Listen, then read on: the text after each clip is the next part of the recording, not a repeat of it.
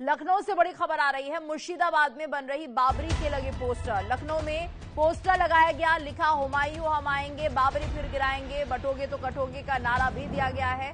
तो बड़ी खबर इस वक्त मुर्शिदाबाद से, जहां पर बन रही है बाबरी के लगे पोस्टर। और ऐसे में लखनऊ से बड़ी खबर है, मुर्शिदाबाद में बन रही बाबरी के पोस्टर्स यहां पर लगे हैं। लखनऊ में पोस्टर लगाया गया है, लिखा हुमायूं हम आएंगे, बाबरी फिर गिराएंगे, बटोगे तो कटोगे का नारा भी यहां पर दिया गया है। एक बार फिर से रुक कर लेते हैं मेरी सहयोगी मोनिका का। मोनिका, ये जो जिस तरह से पोस्टर्स लगाए गए हैं, क्या कुछ मायने, किसने लगाए हैं ये पोस्टर्स? तो वीएचपी द्वारा ये पोस्टर लगाए गए हैं। देखिए 11 तारीख से जो है वो निर्माण कार्य शुरू होने वाला है। मुर्शिदाबाद में बाबरी मस्जिद बनेगी और नींव रखी जा चुकी है। 6 दिसंबर को जब बाबरी मस्जिद विध्वंस की जो बरसी मनाते हैं तो नींव रखी जा चुकी है।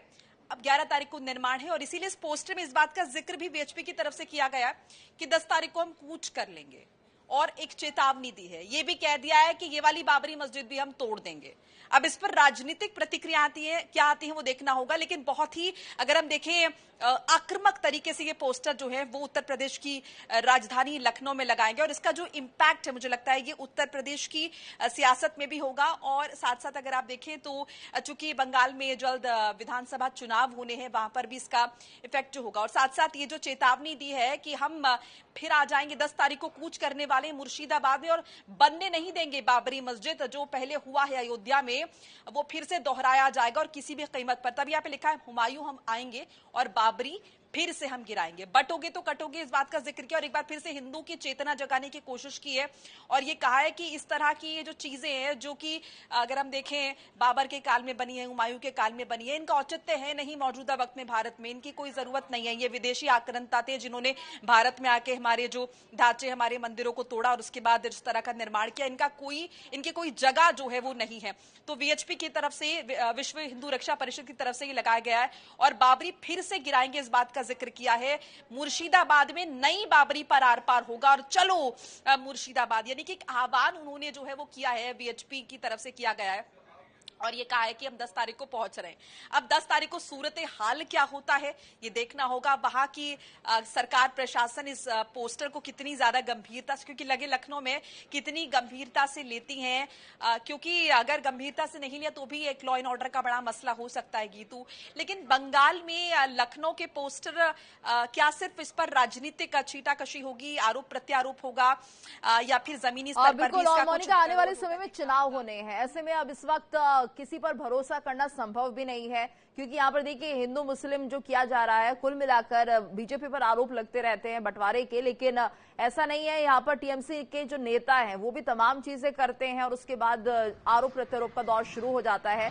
तो कुल मिलाकर सबसे पहले तो जांच का विषय ये है कि भड़काऊ लाइन जिसने लिखी है वो कौन है, क्या इससे किसी को राजनीतिक फायदा मिलेगा और किस तरह से ये फायदा होता हुआ नजर आएगा आने वाले चुनाव में। बिल्कुल, देखिए साफ तौर पर वीएचपी की तरफ से ये बनाया गया है। गोपाल राय की तस्वीर नीचे छापी गई है और ऐसा नहीं कि कुछ छुप के पोस्टर लगाए हैं। लखनऊ की बहुत ही जो नामचीन जगह है, फेमस जगह है, हजरतगंज टाइप जो जगह है, वहां पर ये पोस्टर लगाए गए हैं और ये खुले तौर पर चेतावनी दी गई। और बटोगे तो कटोगे नारे तो हमने देखे उत्तर प्रदेश की सियासत में भी किस तरीके से प्रचलित हुए हैं।